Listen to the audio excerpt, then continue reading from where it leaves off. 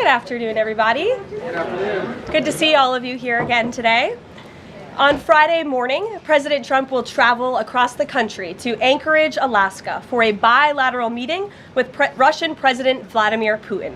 The brutal war between Russia and Ukraine broke out under Joe Biden's incompetent leadership, but President Trump is determined to try and end this war and stop the killing. As the president has said over and over again, his strong preference will always be for peace and partnership whenever those outcomes can possibly be achieved. There is no leader in the world right now who has been more committed to preventing wars or ending them than President Donald Trump. Just look at what took place here at the White House last Friday, when President Trump hosted the Azerbaijani president and Armenian prime minister and got the two leaders to sign a historic joint declaration for peace, ending a decades-long conflict that disrupted the region and claimed countless lives. In other news, we continue to see positive economic reports across the board. Today's CPI report revealed that inflation beat market expectations once again, and inflation remains stable. Overall, inflation has run at a 1.9 average annual pace in President Trump's first 6 months in office. Prices for everyday goods continue to decline. Energy prices fell in July, including gasoline, which is down nearly 10% over last year, and propane, which is down 2.5% over last year as well. Egg prices fell once again in July and are down 20% since President Trump took office. Shelter inflation, the largest contributor to overall inflation, is at its lowest level since October of 2021. Wage growth for American workers is beating inflation once again. As inflation declines, this administration continues to be wholeheartedly committed to putting more money back into the American people's pockets. American real wages are up 1.3% over last year and have increased each month since President Trump took office. And small business optimism, according to this morning's report, has also reached a 5-month high. Ignore the panicans and trust in President Trump. That is our motto here at the White House. The America First economic agenda is working. On another matter, yesterday, President Trump took bold action to finally restore law and order right here in our nation's capital. The president declared a crime emergency in the District of Columbia, federalized the D.C. Police Department, and mobilized the D.C. National Guard to end violent crime in our nation's capital. As part of the president's massive law enforcement surge, last night, approximately 850 officers and agents were surged across the city. They made a total of 23 arrests, including multiple other contacts. Last night, these arrests consisted of homicide, firearms offenses, possession with intent to distribute narcotics, fare evasion, lewd acts, stalking, possession of a high-capacity magazine, fleeing to elude in a vehicle, no permits, driving under the influence, reckless driving, and a bench warrant. A total of 6 illegal handguns were seized off of District of Columbia streets as part of last night's effort. This is only the beginning. Over the course of the next month, the Trump administration will relentlessly pursue and arrest every violent criminal in the district who breaks the law, undermines public safety, and endangers law-abiding Americans. President Trump will not be deterred by soft-on-crime Democrats and media activists who refuse to acknowledge this rampant violence on our streets. He is going to make our nation's capital the most beautiful and safe city on earth, just as he promised on the campaign trail. Staying on the topic of public safety, the Trump administration continues to shatter records on border security. According to brand new numbers released this morning from Customs and Border Patrol, illegal crossings have fallen to all-time lows once again. Here were the records set in July. Again, these numbers were released this morning. The lowest monthly nationwide encounters ever, down nearly 90% from the monthly average under the Biden administration. The lowest monthly Border Patrol apprehensions nationwide ever, smashing the previous record set the prior month in June. The lowest monthly Southwest border apprehensions ever. The lowest daily apprehension average ever, the lowest single-day apprehensions ever. And for the third straight month, there were 0 illegal aliens released into the country. Let me repeat that remarkable statistic. For the third month in a row, not a single illegal alien was released by the Trump administration into the United States of America. This is historic. Under President Trump, this border is the most secure it has ever been. When you fortify the border, when you restore deterrence, and when you empower Border Patrol agents and our brave men and women in uniform to actually do their jobs to enforce our laws, like this president has, this is the incredible result. And in the interior of our country, criminal illegal aliens continue to be arrested and removed. Here are some of the criminals arrested by ICE in just the last few days. ICE Buffalo arrested an illegal alien from Jamaica convicted of attempted murder.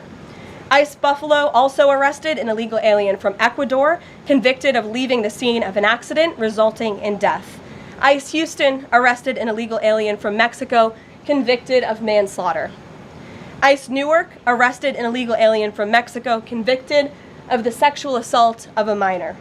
ICE Dallas arrested an illegal alien from Mexico convicted of assault causing bodily injury. And already the Trump administration has arrested more than 300,000 illegal aliens in 2025. Again, more than 300,000 illegal alien criminals have been arrested in the interior of our country in the first 6 months of this administration. And despite many false reports in the media, nearly 70% of these arrests have been criminal aliens with criminal charges or prior convictions. This is success all around. This is removing the most dangerous public safety threats from America's communities and returning these individuals to their home countries. So there's been success all around. I'm sure you have a lot of questions today. I'm happy to get to them, so let's get started. And as always, we'll start with our new media seat, who is our podcast host today, Benny Johnson. Benny, why don't you kick us off, and thanks for being here. Thank you, Caroline. As a DC resident of 15 years, I lived on Capitol Hill. I witnessed so many muggings and so much theft. I lost track. I was carjacked. I have murders on my Ring camera and mass shootings. I witnessed a woman on my block get held up at gunpoint for $20, and my house was set ablaze in an arson with my infant child inside. And so to any reporter that says and lies that DC is a safe place to live and work, let me just say this. Thank you. Thank you for making the city safe, because no parent should have to go through what my family went through, having the fire department rip open their door to save their infant child. And so thank you for your work on securing this city. My question to you is this. Nancy Pelosi has attacked the president for deploying the National Guard to the city, saying that it is to cover for his incompetence. Hillary Clinton has also attacked the president for securing the city of Washington, D.C. I'd like to get your response to Nancy Pelosi and Hillary Clinton. Sure. Well, first of all, Benny, I'm so sorry that happened to you and your family. There have been, unfortunately, far too many victims of crime in this city, and I know the majority of residents in the District of Columbia agree with you. In fact, a new poll from the Washington Post I was reading this morning, this was released in May of 2024, so it's quite funny how many of you in the media agreed with what the president was saying yesterday, but now once the president says it, many of you are disagreeing with him. But this poll released by the Washington Post found that 65% of district residents think crime is an extremely serious or a very serious problem, and this was up from 56% last year. So the concern that you share with so many other residents in the District of Columbia is real, and that's why this president is taking action to address it. To get to the heart of your question, I think it's despicable that Democrats cannot agree that we need more law and order in a city that has been ravaged by violence, crime, murders, property theft. This should be a winning issue for all Americans. I don't understand. It's just anything President Trump does, the Democrats want to disagree with. I think the president would love to work with Democrats on this issue to bring law and order to America's cities, but unfortunately they have failed, and that's why he's taken this historic action to federalize the National Guard. And as you're seeing from last night's numbers, we already have seen success. We are removing violent offenders, we are arresting criminals, and we are removing drugs and firearms off of the streets of the city to make it safer for all of its residents. Just a very quick follow-up to that. Given the heroic actions of a member of this administration just a few blocks from this building, will the president consider giving the Presidential Medal of Freedom to Big Balls? I haven't spoken to him about that, but perhaps it's something he would consider. I'll ask him and get back to you, Benny. Thanks for being here. Gabe. Thank you, Caroline. Regarding the Putin and President Trump summit on Friday, Why not invite Ukrainian President Zelensky to that summit? I know the president said yesterday that he planned to speak with him right after the summit and even before. But why not invite Zelensky, and whose decision was it to not invite him? Was it the president or was it President Putin? Well, this meeting came about because the president of Russia asked the president of the United States to meet through his special envoy, Steve Witkoff, who, as you all know, traveled to Russia to have a conversation with Putin at his request. And so the president is agreeing to this meeting at the request of President Putin. And the goal of this meeting for the president is to walk away with a better understanding of how we can end this war. And the president said at this podium yesterday when he joined all of you in the room that he hopes in the future there can be a trilateral meeting with these three leaders to finally bring this conflict to an end. But this administration has really used every lever, has taken every measure to achieve peace through a diplomatic solution. And I think the president of the United States getting in the room with the president of Russia, sitting face to face rather than speaking over the telephone, will give this president the best indication of how to end this war and where this is headed. And another question on something that happened yesterday, but I wanted to get the White House response. A judge ruled that the grand jury transcripts in Ghislaine Maxwell's case should not be released. What's the White House response to that?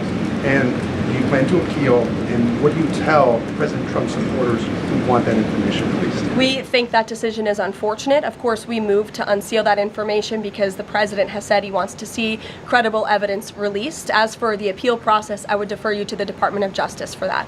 Rachel. Thanks so much, Caroline. We are learning that President Trump spoke with Ukrainian President Zelensky.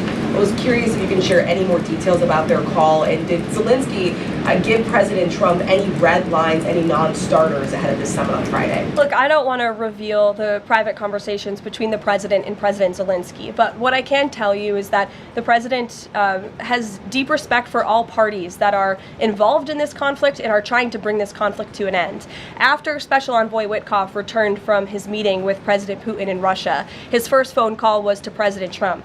And President Trump's first phone call was to President Zelensky and to our friends in Europe to keep everybody in the loop about where the United States can see moving the ball forward to end this conflict. And so we continue to be very much engaged with President Zelensky and the Ukrainians, but also our allies in Europe as well. And then just one more for you. How does the president measure success coming out of this meeting? The president at times has suggested that Putin might be tapping him along.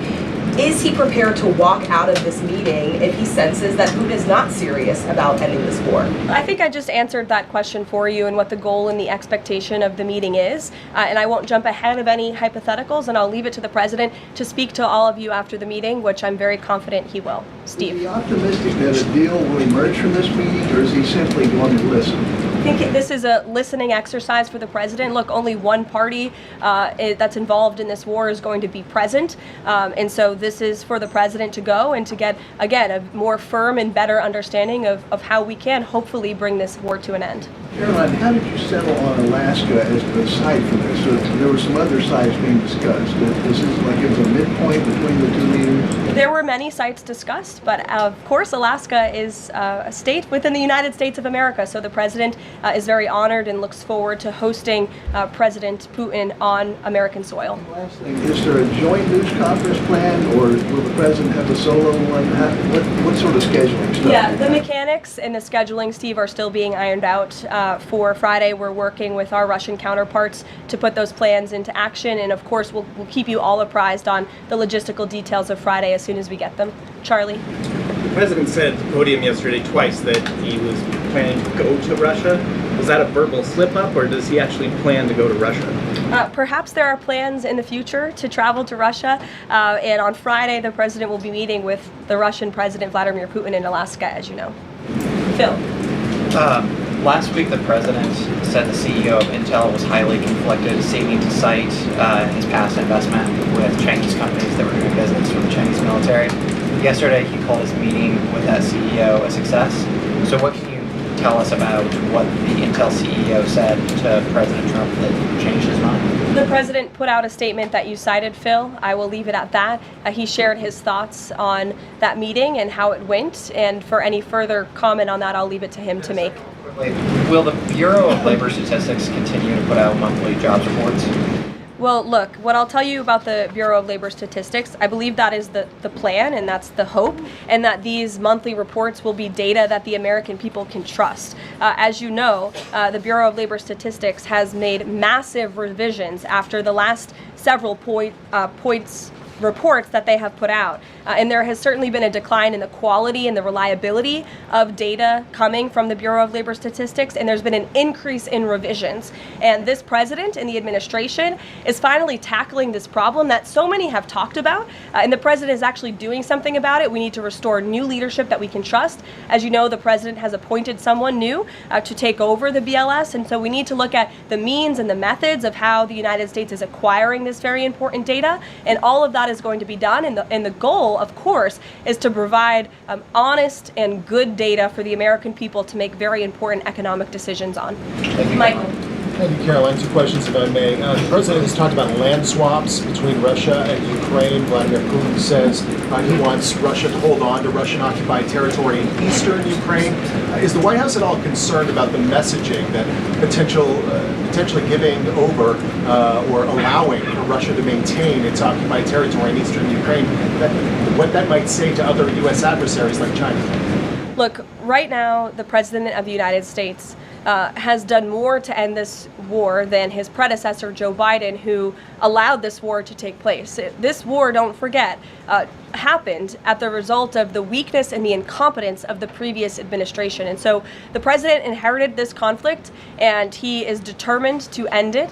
And it's a very complex and complicated situation. As for the details of the plans that have been kind of tossed back and forth, I won't get into those, and I will let the president of the United States discuss those plans with the president of Russia, with our European allies, and the president of Ukraine, Zelensky himself as well. Sure, go ahead, in the green. Thank you, Caroline. As far as the policing and security operations in DC, Speak up. Is there a timeline? Do we know what success looks like? And is it going to last longer than 30 days? And also, is there going to be an immigration enforcement aspect to this? So can you speak up a little bit? The air conditioning is bumping in here for all of you today after yesterday's heater, so we've got to stock up. You're welcome. Go ahead. Is there a timeline for the security operations here in DC? And also, is there going to be an immigration component to this? And what would that look like? Look, if law enforcement officers encounter a criminal in this city, and they are an illegal alien, of course the appropriate measures to detain and deport that individual will be taken, as they should. No city should be a sanctuary for anyone other than law-abiding American citizens, and that has been the position of this administration since day one. As for the timing, we will reevaluate and reassess and make further decisions after this 30-day period is up. But within these 30 days, our entire focus is making sure that this is the most efficient operation possible, and that we are removing as many criminals from the streets, and we are cleaning up DC as best as we can, and working with the Metropolitan Police Department to do that. I know the mayor just spoke several minutes ago. I was watching her on television, and she said that an increase in law enforcement officers on the streets will be helpful to deter crime in this city, and we look forward to working with these brave men and women of the Metropolitan Police Department to remove criminals off of our streets and to keep law-abiding citizens in the district safe. Josh. Thank you. The president weighed in on Jay Powell again today. You might have seen. He said that he's considering allowing a major lawsuit against Powell to proceed because of the, quote, horrible and grossly incompetent job he has done. Can you tell us about that? What lawsuit is he talking about? He's considering a lawsuit, and I won't speak on it any further. I will allow the president to do that himself. Is it fair to say the administration is considering suing the Fed Chair over this renovation? That's what the president is saying. Has he had discussions with anyone about this, or is this just like how advanced is this right now? At this moment in time, the president is considering a lawsuit against the Fed, and I will leave it to him to comment further on it. Tamara, go ahead. We talked about very quickly yesterday. We talked about the NVIDIA chips deal the president has struck. It was AMD, the 15% stake that will go to the government. Do you have any detail on how that came about? The president said he asked for 20% from NVIDIA. Did he make the same 20% ask to AMD, and/or is this something the administration is looking to do with other either chips or products going forward? Is this a model that wants to build on? Well, look, right now it stands with these two companies. Perhaps it could expand in the future to other companies. I think it's a creative idea and solution. The legality of it, the mechanics of it is still being ironed out by the Department of Commerce, and I would defer you to them for any further details on how it will actually be implemented. But again, this was another idea of the president and his brain trust on his trade team to try to, get good deals for the American people and the American taxpayer. Did you see the report that China is discouraging use of the H-20 to some companies? Census were reporting that overnight there was private guidance sent to companies not banning the chip but urging them to steer away from it. I wonder if you have any response to that. I haven't read the report. I will, and we'll get you a comment on it. Tamara. Thank you. Last week, the meeting with Putin was sort of described potentially as an opportunity for a deal. Now it's a feeling out.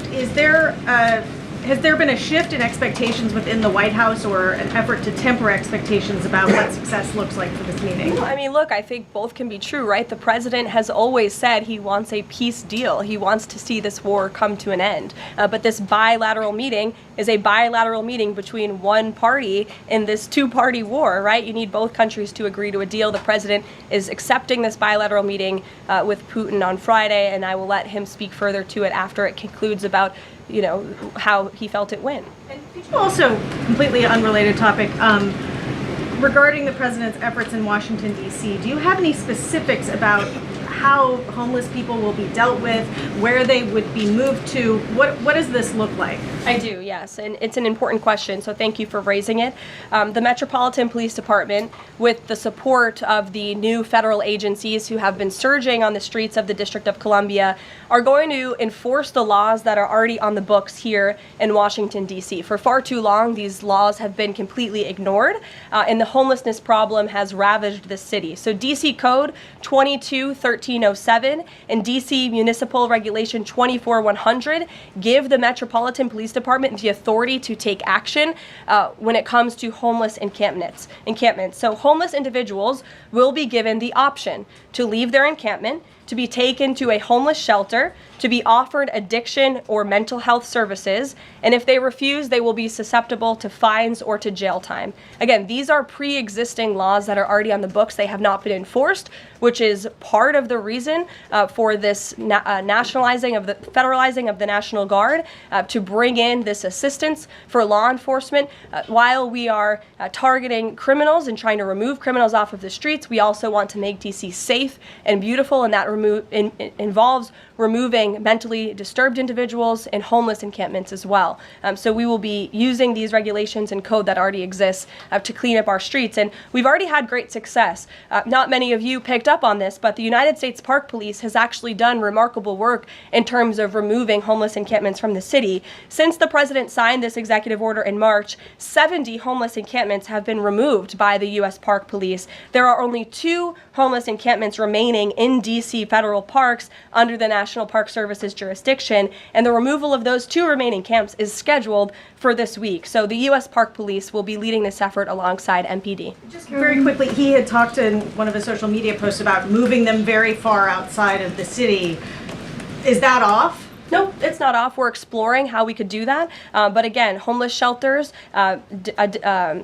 offered addiction and mental health services, or jail if they refuse are the options on the table right now. And we'll continue to explore that option. Sure. Thank you so much, Caroline. President Zelensky said moments ago that he thinks Russia is preparing for a new offensive on at least 3 different areas of the front line. Is this something that you could confirm based on U.S. intelligence? And if the president sees that Putin is indeed planning major new offensive or moving troops, would he call off the meeting on Friday? I'm not in a position to confirm or deny or comment on that intel at this time. Monica. Thanks, Caroline. My question involves Russiagate. A whistleblower alleges that then Congressman Adam Schiff approved leaking classified information to smear President Trump's image during the Russiagate scandal. Does the president plan to investigate Adam Schiff, and what would accountability look like if more information confirms this report? The president has already said he wants to see Adam Schiff held accountable for the countless lies he told the American people in relation to the Russiagate scandal. I brought Tulsi Gabbard out to this podium to talk to you about all of that, and this administration is taking accountability very seriously. As for this new FBI whistleblower report, I understand Kash Patel last night declassified a 302 FBI document showing that a whistleblower who is a Democrat, a career intelligence officer who worked for Democrats on the House Intel Committee for more than a decade, repeatedly warned the FBI in 2017 that then Rep. Adam Schiff had approved leaking classified information to smear then President Donald Trump over the Russiagate scandal. This is obviously a bombshell whistleblower report. Hopefully more people in this room will cover it as such. And I have a quote from the FBI director for all of you. He has said this: "For years, certain officials used their positions to selectively leak classified information to shape political narratives. It was all done with one purpose: to weaponize intelligence and law enforcement for political gain. Those abuses eroded public trust in our institutions. The FBI will now lead the charge with our partners at DOJ, and Congress will have the chance to uncover how political power may have been weaponized and to restore accountability." That's what the administration is focused on, and hopefully we'll see some more media reports on this whistleblower allegation. If this were reversed, if this were allegations against the president or any of these cabinet officials, I'm sure everyone in this room would cover it as such. Elizabeth, go ahead. Thanks, Caroline. After yesterday's action to federalize the DC police, is the president still interested in working with Congress to end the Home Rule Act, something you've talked about in the past? Senator Mike Lee has a bill on it. Is that something he's still interested in? The president is very much still interested in working with Congress to address many of the issues that have plagued Washington, D.C., such as the cashless bail policy, which has been a complete disaster for the city. Juvenile delinquency is another major problem in the city that Congress can address. So I know Congress is on recess right now. When they get back to work to Washington, this president looks forward to having these conversations with our friends on Capitol Hill so we can work with them to make D.C. safe and beautiful again. And again, we encourage Democrats to join us in this effort. Perhaps their approval ratings would move up a little bit if they did. I saw a new poll today. Democrat approval rating is at an all-time low, 32%. If they could just stand by the basic notion of law and order, perhaps they would see that tick up a bit, and we welcome them to do that. Dasha. Thanks, Caroline. President Trump yesterday at this podium indicated this, so has NATO Secretary General Mark Rutte, that in order for peace to happen, it is very likely that Ukraine will have to cede some land to Russia. Zelensky has repeatedly said no land for peace. That's not going to happen. Has this administration communicated to Zelensky that he's going to have to change that position? Look, I appreciate you're asking that question in a different way than your colleague Michael in the back. I don't want to get into the details of these negotiations and these discussions that have taken place out of respect for where we are right now, and I'll let the president speak on it further if he wishes to. One more about Israel. Sure. I know the president has had a call with Prime Minister Netanyahu recently. Netanyahu is planning to seize the remainder of Gaza City. What is the administration's position on this move by Israel's government? Look, this is an incredibly complex and complicated war that, again, was inherited by this president, by his predecessor, Joe Biden. October 7th was one of the worst days in history. We saw innocent people slaughtered, murdered, kidnapped by Hamas terrorists. This administration has taken extensive time and effort and resources since Inauguration Day in January to end this conflict. We have given many flexible arrangements backed by Israel to Hamas, and unfortunately, Hamas has never agreed. Looking ahead, I will let the president speak on where he sees this going, but this is, of course, an incredibly complex and complicated situation. The administration has made our goal clear. We want to see this conflict end. We want to see the hostages released, and we've tried, the president and his national security team have given extensive effort and time to doing that. With how Israel has used those resources and the assistance that you've provided? Look, I'll let the president speak on the further actions that Israel may or may not be taking. Good to see you. Good to see you as well, Caroline. Thank you. The Kremlin is expressing interest that Friday's meeting will move beyond just terms to end the war into improving bilateral relations. There's talk over how they're interested in potentially restoring direct flights between Russia and the United States.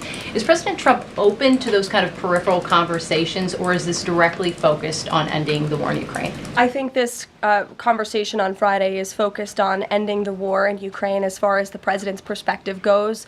Those conversations, I think the president is interested in having, but his main priority right now is ending this war and to stop the killing that has gone on for far too long. You're welcome. Carolyn. In the back. Go ahead. Yeah, two questions on the economy. So first, we've had small businesses tell us that it's not foreign exporters who are eating the tariffs, it's them. And they've held off on raising prices, but soon they're going to have to raise prices. What is the White House's message to them?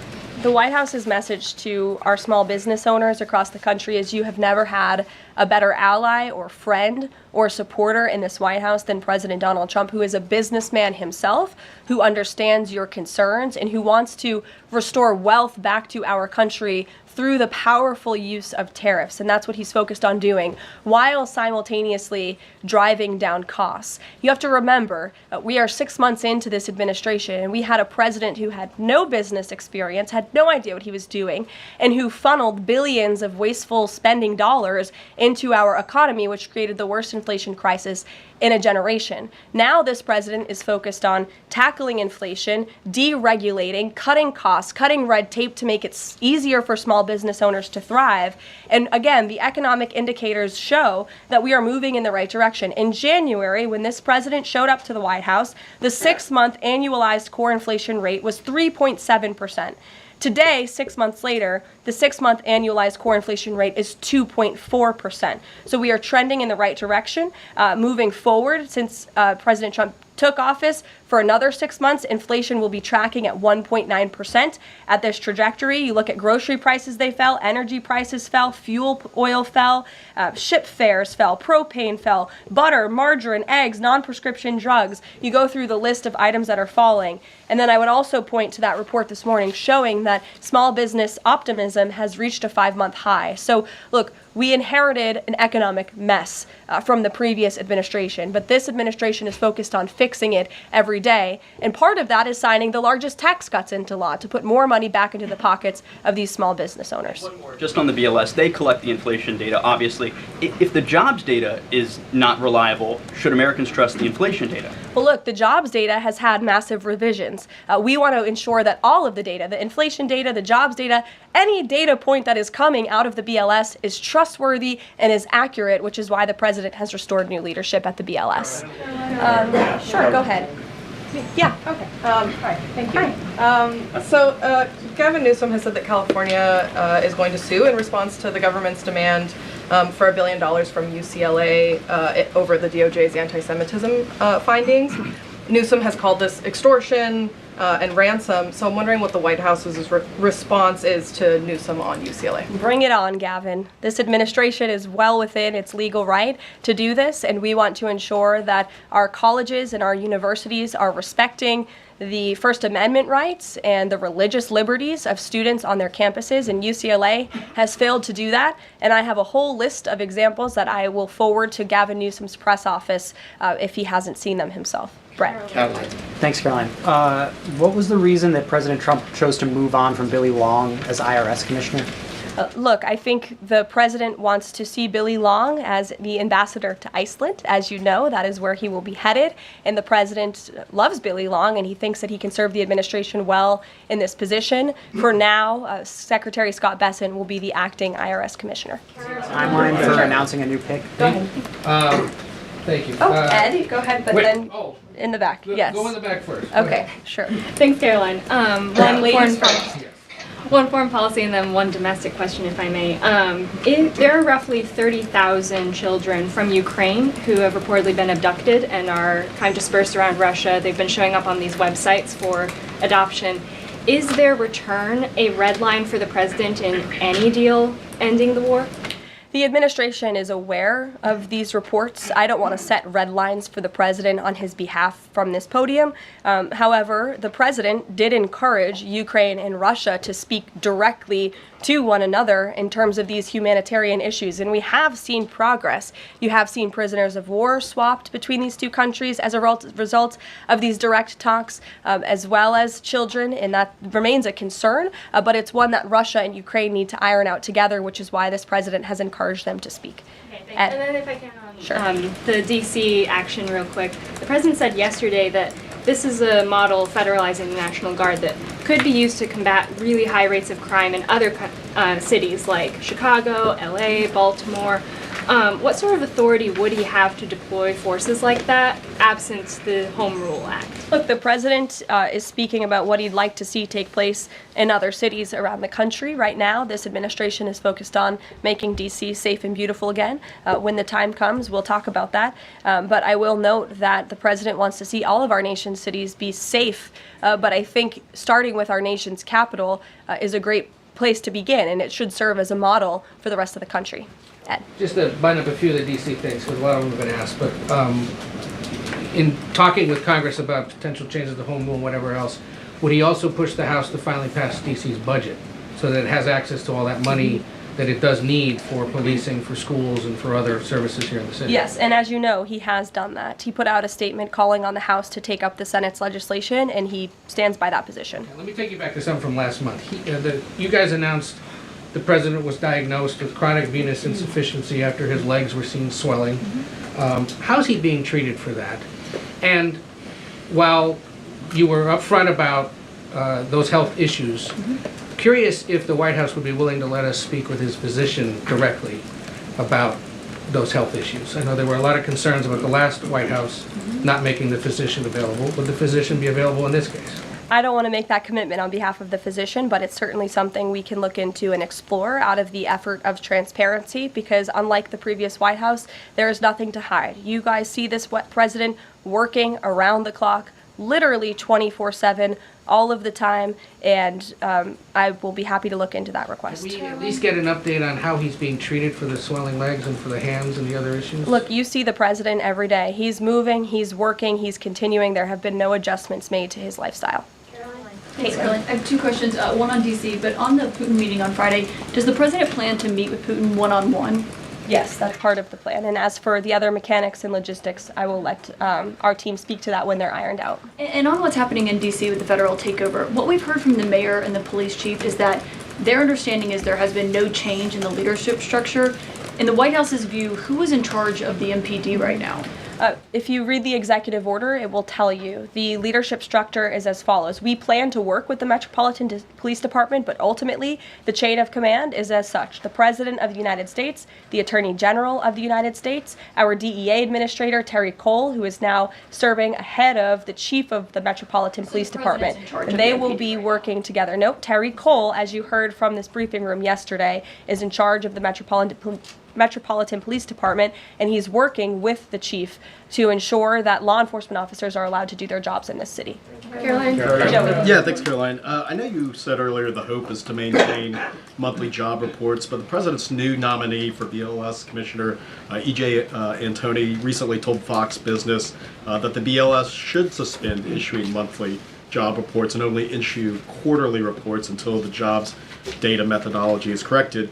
So does the president disagree with that assessment that his nominee is said there, or suspending these monthly job reports a real option? I think he floated the idea of possibly suspending until they can get the data and the methodology in order. And this president wants to ensure that the BLS, again, is putting out accurate and honest data that the American people can trust. Since you brought up the new commissioner, he holds a master's and doctor's degree in economics from Northern Illinois University. He's the chief economist in the Heritage Foundation's Center for the Federal Budget. And in addition to his work at Heritage, he has multiple other roles. He's been widely renowned for his work on economic issues. He's been called before Congress to testify as an economic expert. So he's a qualified individual, and the president trusts him to lead this important department. Take a couple more questions. Sure, go ahead.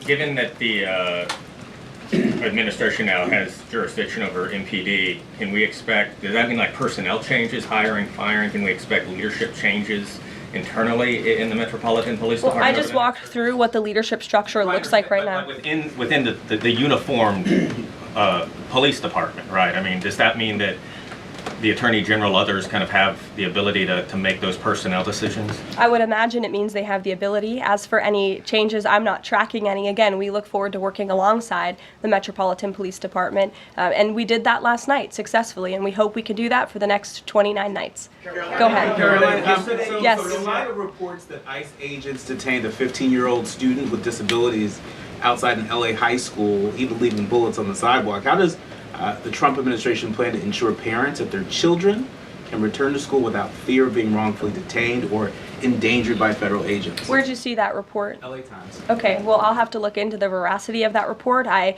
read the LA Times almost every single day, and they are notorious for misleading the public. I'm sure there's more to that story than the way that you just characterized it. This administration wants to ensure that all school children across the country in every city, from Los Angeles to DC, can go to school safely. And that's part of this administration's effort to federalize the National Guard in Washington, to ensure that ICE is removing child predators. I just read you a list of a handful, just a handful, of the hundreds of thousands of child predators that this administration is removing off of the streets of Los Angeles and every other community across this country, because we want to ensure this is a country where American school children can be safe, where they can prosper, and where they are not threatened by violent criminals, whether they are illegal or whether they are American citizen homegrown criminals, as this president calls them. So I will gladly go check on that report, and I'll get you the facts. Thank you. Caroline.